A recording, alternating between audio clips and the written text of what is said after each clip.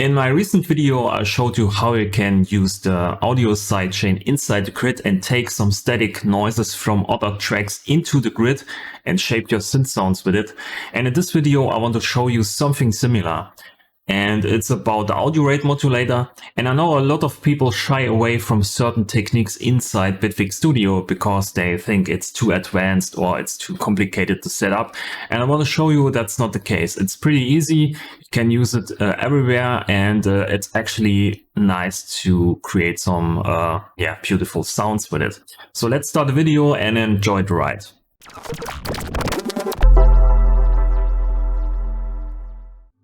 If you want to save some money on Bitwig Studio and the upgrade plans, and you want to support my channel and my content, then go to my webpage, use the link to the Bitwig store, use my code and save 10% on the regular price.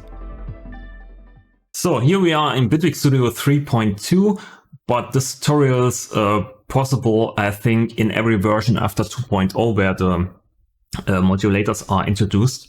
And we have one instrument track here, and we create one instrument on it. It's called phase 4. And I check my keyboard here.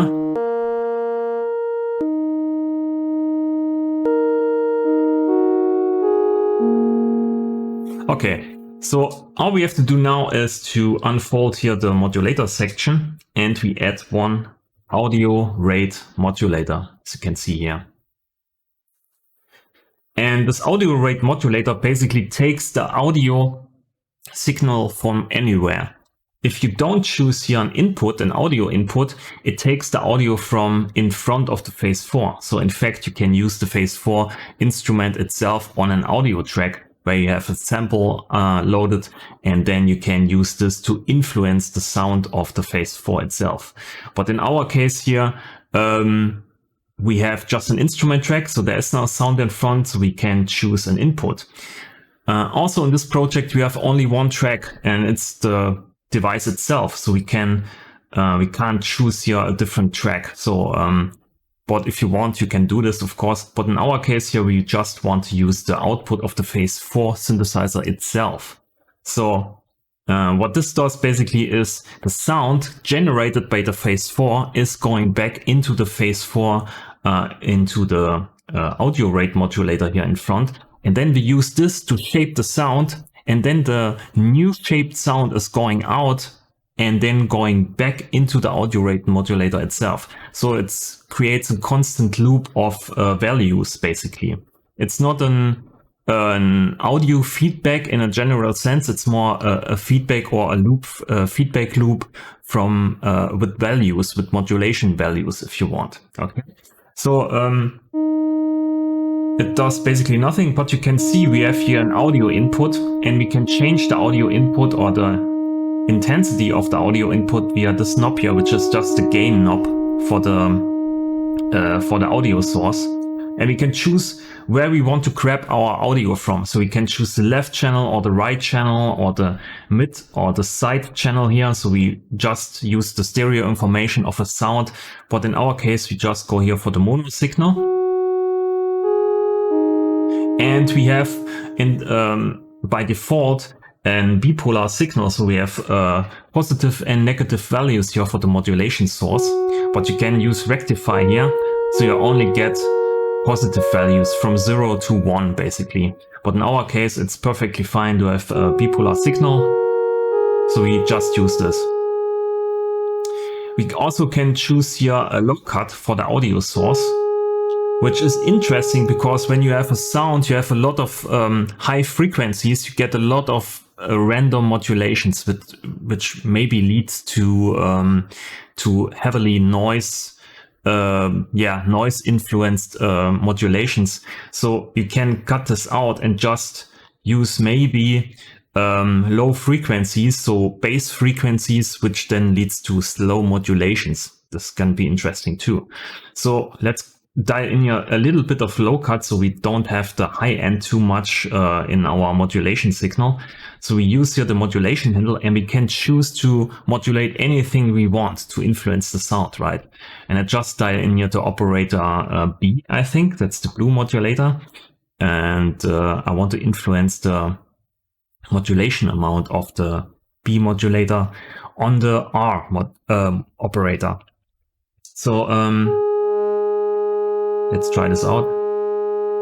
And as you can see, it's already modulating. It's wobbling, and that's basically our sound here we generated with the phase 4 used on itself.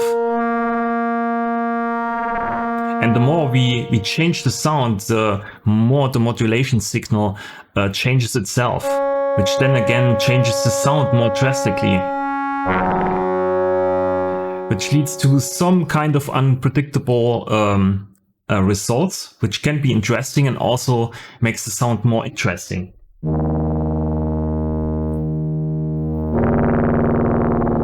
So you can see lower frequencies or lower sounds have more influence on the sound because we are using here the low cut. You can see you can already create interesting bass noises just by modulating one parameter basically.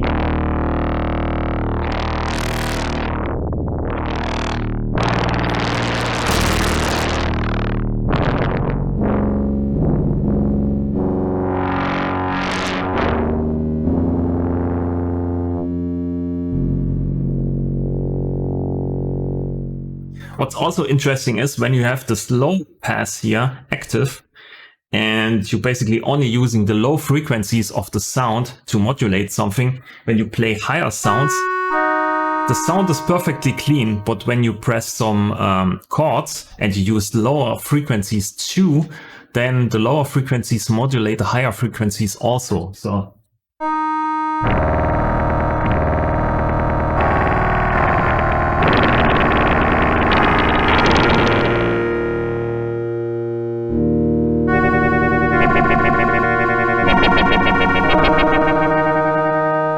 So this basically leads to all kinds of unpredictable results, and you can kind of control this pretty nicely with the gain knobs here and the low cut, and you can dial it just gently, or you can full on go completely crazy.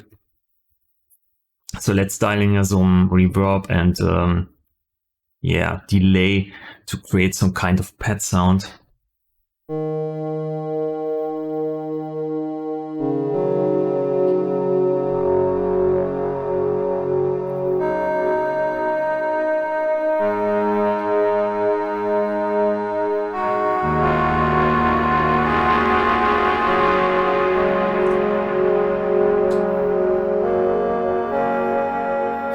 What we also can try is to add here an envelope to just dial in the audio rate modulator later in the sound itself. So just go here to minus and then dial in the amount slowly over time.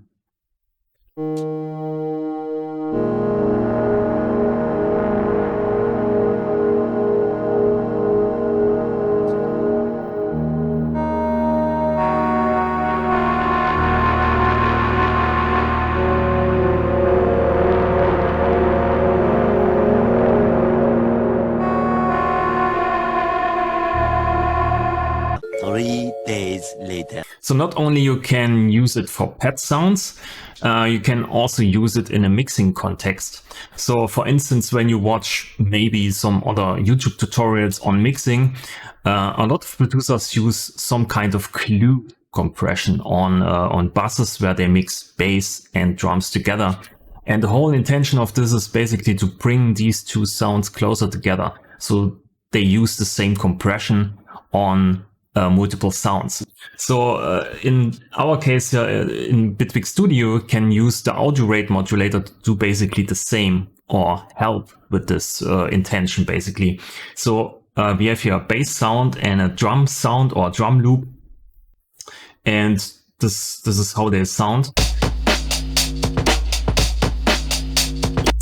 And to bring them closer together, you basically simulate some kind of stage environment where you microphone your drum set, and then you have a bass guitar and everything goes through one speaker. So when everything goes through one speaker, then of course everything influences each other. So here we use just the audio rate modulator and get our source sound from the drum bus. And then we just, modulate some stuff on the bass sound itself.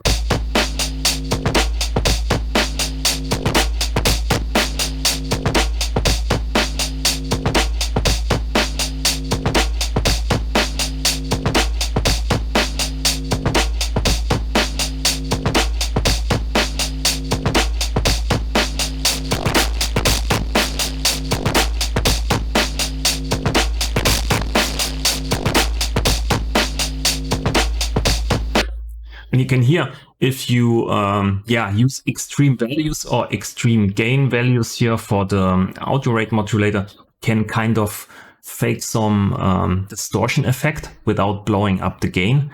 So this can be used in multiple with multiple intentions in mind. So in my case, I use some extreme values so you can hear the effect, but you can use it more subtle on to just bring in some kind of modulations to influence the drums or the bass sound with the drum sounds. So as you just saw, the audio rate modulator is actually pretty versatile. You can use it on pad sounds to feed the output of one synth back to itself, create some build-ups with the values and with the modulations, and you can use it in a mixing context where you just influence the bass sound with the drum sounds to bring them closer together. And then you can maybe use it as a distortion effect where you use a kick drum and distort the bass sound with the kick drum, something like this. So there are a lot of possibilities, and as you just saw, it's not that complicated. It's just one modulator. You have every parameter at hand, so give it a try. Don't fear it. It's pretty easy, it's fun, and get a lot of nice sounds out of it. So thanks for watching this video. I feel gave you some inspiration for the next time in Bitwig Studio. Try it out, give me some feedback. If you have questions, of course, drop it in the comments. I will answer everything.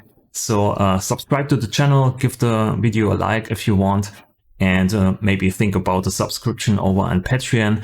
And if you want to buy Bitwig Studio, use my code down in the description. So it's a win-win situation.